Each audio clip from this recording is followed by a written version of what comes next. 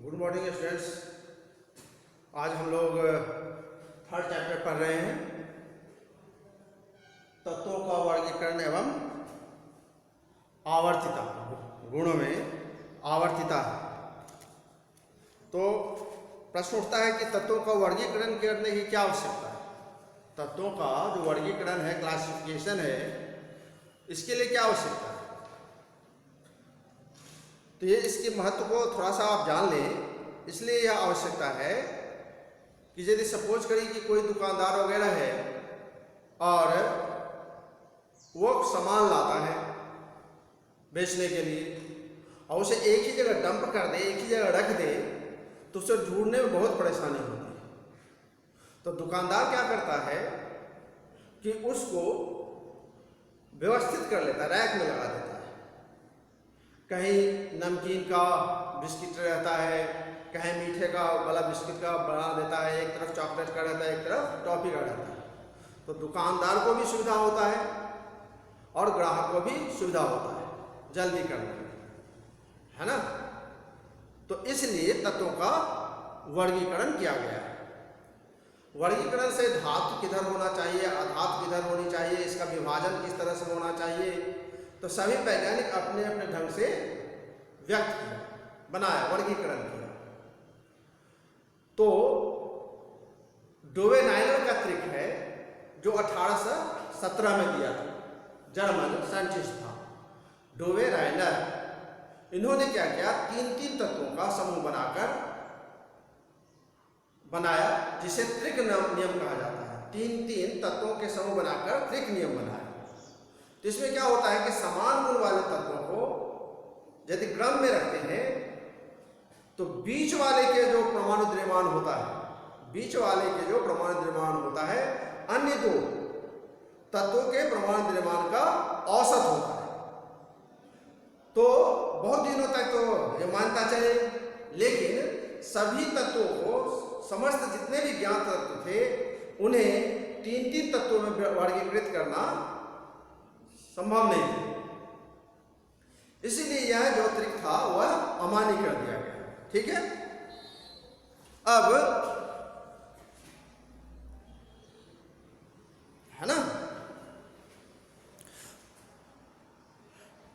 अब जो है डोवेनाइलर का ट्रिक,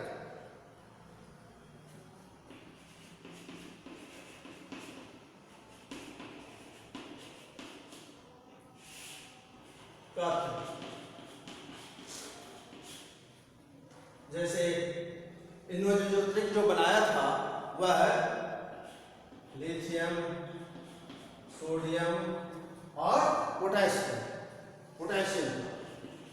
तो लिथियम का जो 7 होता है और इसका 39। तो सोडियम का जो परमाणु द्रव्यमान ज्ञात किया, Na का परमाणु द्रव्यमान ज्ञात किया, तो क्या किया, ये 39 + 7/2 औसत निकाला और 23। तो इसके परमाणु द्रव्यमान को इन्होंने 23 का। तो समान गुण वाले तत्वों के बीच वाले तत्वों का जो परमाणु द्रव्यमान होता है वह अन्य दो तत्वों के परमाणु द्रव्यमानों के औसत होता है। इसी तरह उन्होंने क्या किया था कि क्लोरीन, इसका 35.5 और आयोडीन का 127 और यह ब्रोमीन का ज्ञात किया। इन्होंने क्या किया कि दोनों का योग कर दिया। योग करने के बाद औसत 2 से भाग दे दिया, तो देखा क्या कि यह 80 के लगभग आता है। तो Br का परमाणु द्रव्यमान बराबर 35.5 + 127/2, तो 162.5/2, तो 81.12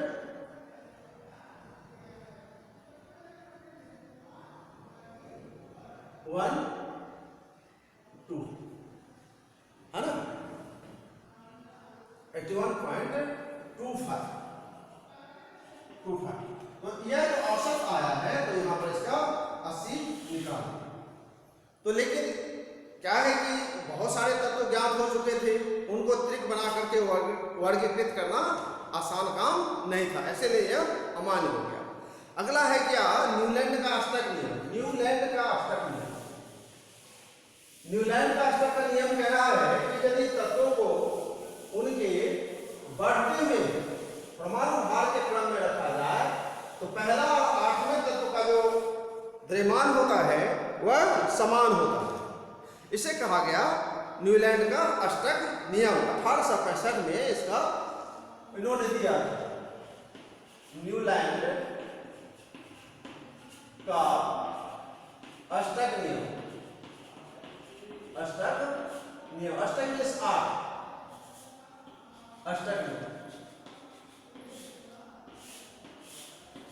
न्यूलैंड का अष्टक नियम है।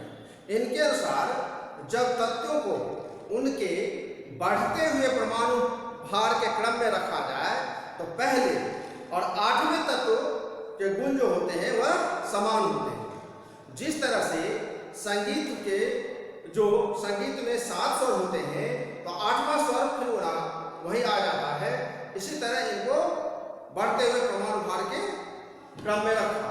जैसे देखिए संगीत का स्वर सा, रे, गा, मा, पा, धा, नी, और फिर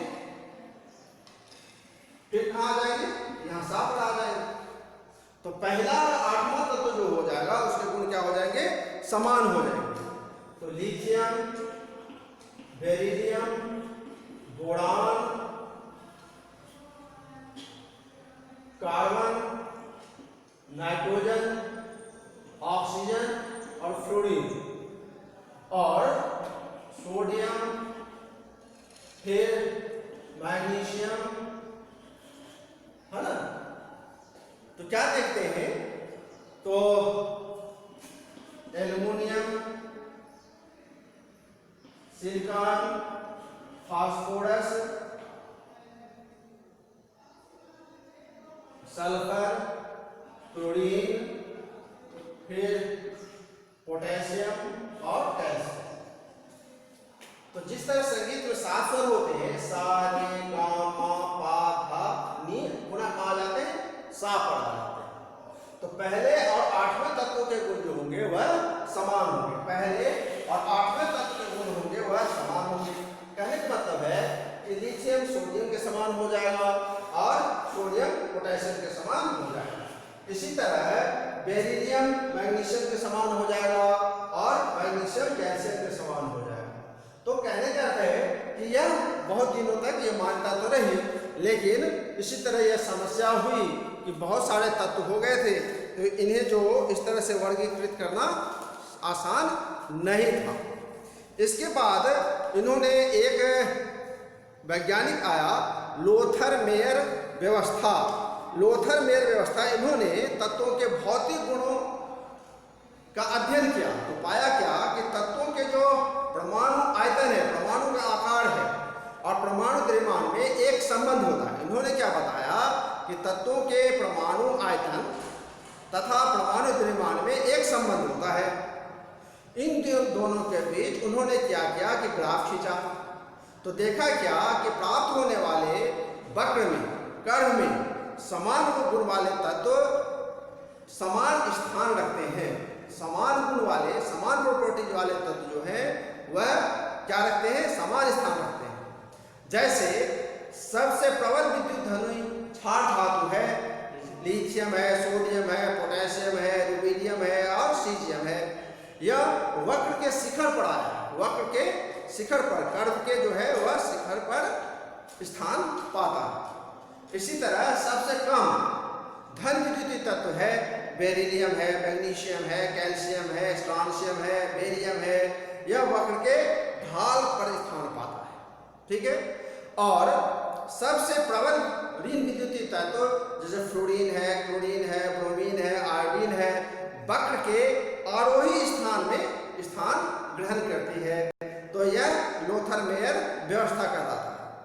अब जो हम लोग पढ़ने जा रहे हैं, जो मुख्य रूप से जो हमारे लिए इम्पोर्टेंट है, वह है मेंडलीफ का नियम। मेंडलीफ का नियम क्या है वो देख लीजिए। मेंडलीफ का नियम,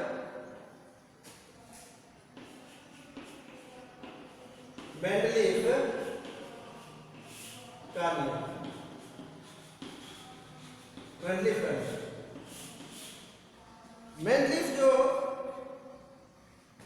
मेंडलीफ जो है वह रूस का वैज्ञानिक था, जो 1869 ईस्वी में इन्होंने दिया। बहुत तत्वों का वर्गीकरण में इनका बहुत बहुत बड़ा हाथ है। तो इन्होंने किसके आधार पर बनाया? तो परमाणु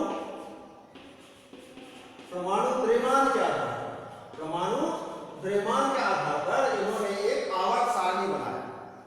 परमाणु द्रव्यमान के आधार पर इन्होंने क्या किया? एक आवर्त सारणी बनाया। यह इतने बड़े वैज्ञानिक थे कि उन्होंने कुछ तत्वों के लिए भविष्यवाणी करके गए थे। बाद में वो तत्व जो खोज हुई उनको उसी स्थान पर रखा गया। उनके समय में बहुत सारे तत्वों की खोज नहीं हो पाई थी। तो आवर्त नियम जो है, तो मेंडलीफ का आवर्त नियम है, आवर्त नियम तत्वों के भौतिक और रासायनिक गुण, तत्वों के भौतिक व रासायनिक गुण परमाणु द्रव्यमान के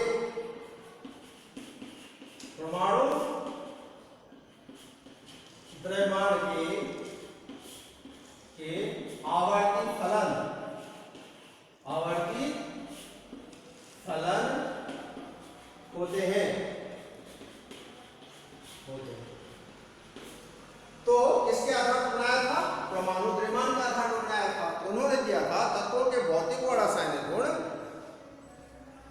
उसके परमाणु द्रव्यमान के आवर्ती फलन होते हैं, है ना।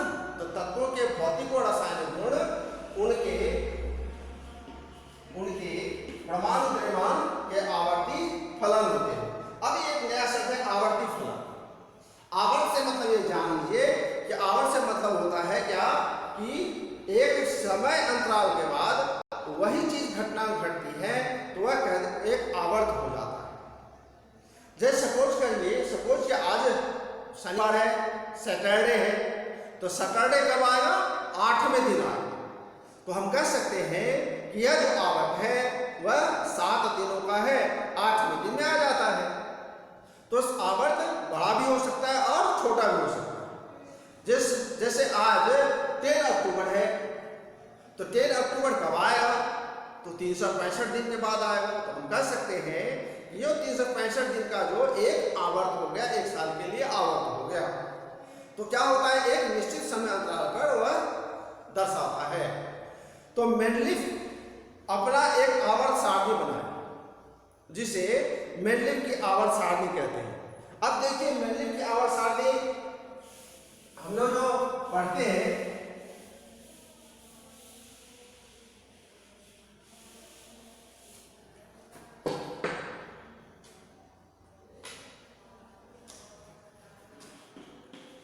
आवर्त सारणी, इन्होंने क्या किया था कि इनके समय में जो तत्व खोज हुए थे उनमें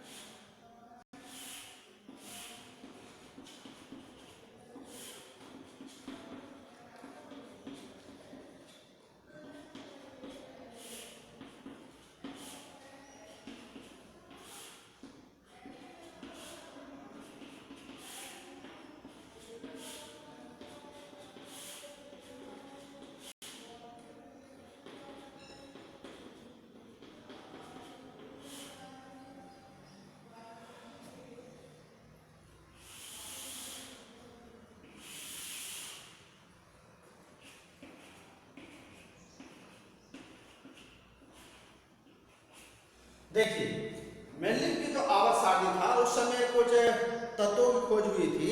तो इन्होंने जो आवर्त सारणी बनाया था वह परमाणु द्रव्यमान के आधार पर बनाया था। किस पर बनाया था? परमाणु भार पर। हल्के तत्वों को पहले रखा, भारी तत्वों को बाद में रखा। तो उनके आवर्त सारणी में 8 समूह था। उनके आवर्त सारणी में क्या था? 8 समूह था। तो यह ऊर्ध्वाधर खाने का ऊपर से नीचे जो हम लोग पढ़ते हैं ऊर्ध्वाधर खाने पढ़ते हैं, उसे क्या कहते हैं? समूह कहते हैं या वर्ग कहते हैं। ठीक है, तो इनकी आवर्त सारणी ओरिजिनल आवर्त सारणी में 8 ही सारणी बना था। और 9वें जो आया था यह उत्कृष्ट गैस था। इसका उत्कृष्ट गैस की खोज उस समय में नहीं हुई थी। उत्कृष्ट गैस की खोज उस समय में नहीं हुई थी, इसीलिए उन्होंने आवर्त सारणी 9वां स्थान नहीं दिया। और जो बाएं से दाएं पढ़ते हैं ऐसे पढ़ेंगे तो यह कहलाता है क्या? 36 रेखाएं जो कहलाया जाएगा वह क्या कहलाएगा? यह कहलाया जाएगा आवर्त पीरियड कहलाएगा। ठीक है, इन्होंने क्या किया था? जो 1 से 7 तक, देखिए 1 से 7 तक जो समूह है, वर्ग है, उसे उन्होंने क्या किया था? ए और बी उपवर्ग में बांटा था। ए और बी उपवर्ग। तो 34 समूह का जो ए और बी उपवर्ग, 5वें समूह का ए और बी उपवर्ग, 6वें समूह का ए और बी, 7वें समूह का भी ए और बी उपवर्ग में बांटा गया। 8वें समूह में जो है यह 3 तत्वों का समूह बनाया था। 3 तत्वों का समूह बनाया था। इसे कहते हैं त्रिक धातु कहते हैं। FeCO तो आवर्त जो होता है, तो ध्यान से आवर्त को क्या पढ़ेंगे? बाएं से दाएं। समूह को पढ़ेंगे, यह ऊपर से नीचे यदि पढ़ते हैं तो यह समूह होता है, समूह है ना, या ऐसे कहते हैं ग्रुप। अप टू डाउन है ना, अप टू डाउन। ऊपर से यदि नीचे पढ़ते हैं तो यह कहलाया जाता है क्या? समूह कहलाता है। तो समूह जो पहले समूह में यहां लिखा रहेगा ऐसे पढ़ेंगे।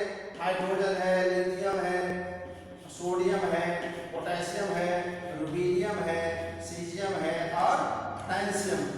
तो यह जो पढ़ रहे हैं आप ऊपर से नीचे, यह क्या कहलाता है? समूह कहलाता है। इसे वर्ग या वर्ग भी कहते हैं, या वर्ग कहते हैं, ग्रुप कहते हैं। तो ग्रुप कितने हो गए इनकी आवर्त सारणी में? मूल आवर्त सारणी में 8 समूह है। मूल आवर्त सारणी में 8 समूह है। बाद में जाके उत्कृष्ट गैस की खोज हुई है, इसे 9वें समूह में रखा गया। ठीक है, 1 से 7 तक ए बी करके 2 उपवर्ग में बांटा गया है, 2 उप समूह में बांटा गया है। 8वें समूह में 3 धातुओं का त्रिक बनाया है, जिसे हम क्या कहते हैं? त्रिक धातु कहते हैं। और जब आवर्त की बात करते हैं तो आवर्त को जो पढ़ा जाता है बाएं से दाएं, यह क्या कहलाता है? आवर्त कहलाता है। आवर्त कितने होते हैं? 7। आवर्त कितने हो गए? 7 हो गए। आवर्त की जो संख्या होती है, आवर्त पीरियड, वह क्या होता है? 7 होता है। पीरियड जो है वह 7 होता है। समूह ग्रुप जो है वह कुल 9 ग्रुप बांटा गया है। ठीक है, और 1 से 7 तक ए और बी ऊपर में बांटा गया है। तो यह मेंडलिव के आवर्त सारणी का विवरण है। तो आवर्त को पढ़ते हैं, आवर्त को जैसे पढ़ेंगे वह लेफ्ट टू राइट, बाएं से दाएं। जैसे सपोज करिए कि पहले आवर्त में आपका हाइड्रोजन है, इधर देखेंगे तो हीलियम मिलेगा। इसी तरह लिथियम है और बेरिलियम है, बोरान है या कार्बन है, नाइट्रोजन है, ऑक्सीजन है, क्लोरीन है। तो यह ऐसे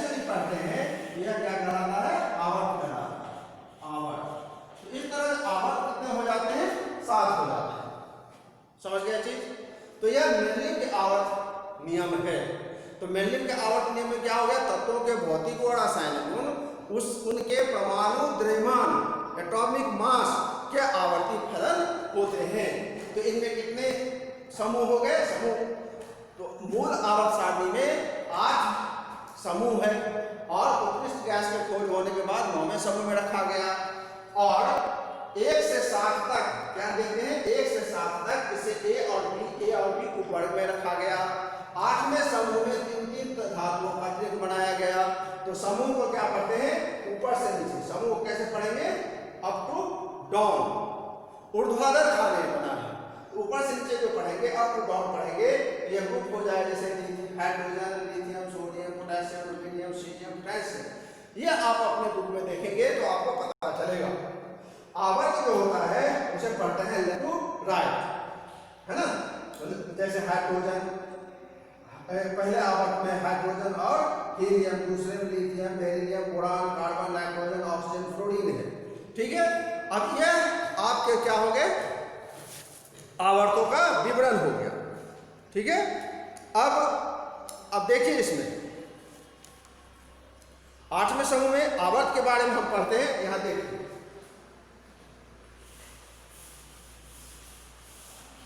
आवर्त में क्या क्या होता है, ये जान।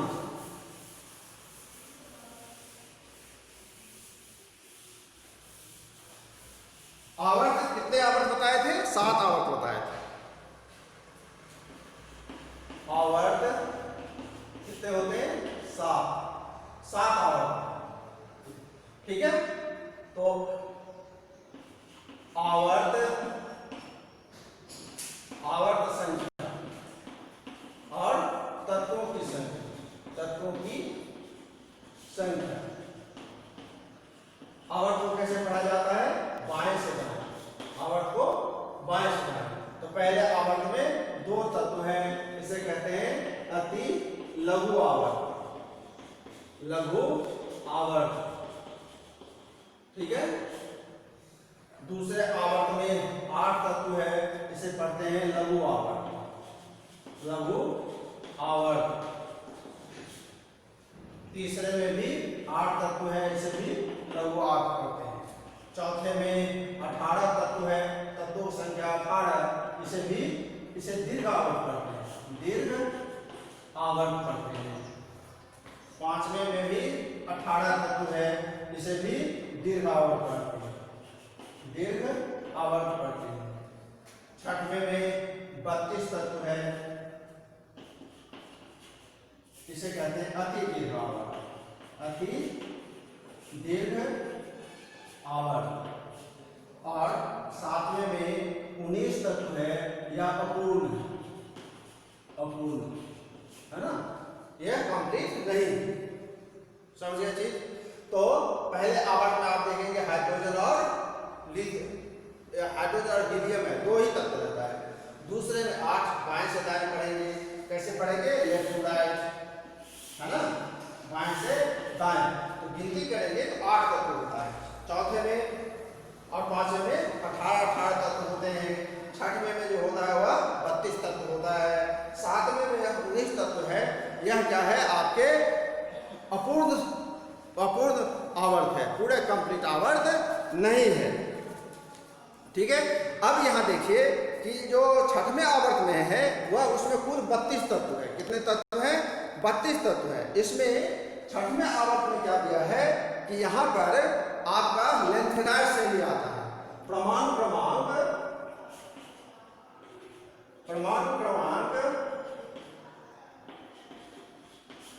58 से 71 तक 14 तत्व, है ना। 58 से 71 तक 14 तत्व है, इसे कहते हैं लेंथेनाइड श्रेणी कहते हैं। क्या कहते हैं, लेंथेनाइड श्रेणी कहते हैं, श्रेणी कहते हैं। जो आवर्त सारणी के नीचे में 2 पट्टी लगा होता है वह लेंथेनाइड श्रेणी कहते हैं। 7वें आवर्त में जो है इसमें कोडियम 90 से परमाणु क्रमांक से 103 तक 14 तत्व है। इसे कहते हैं एक्टिनाइड।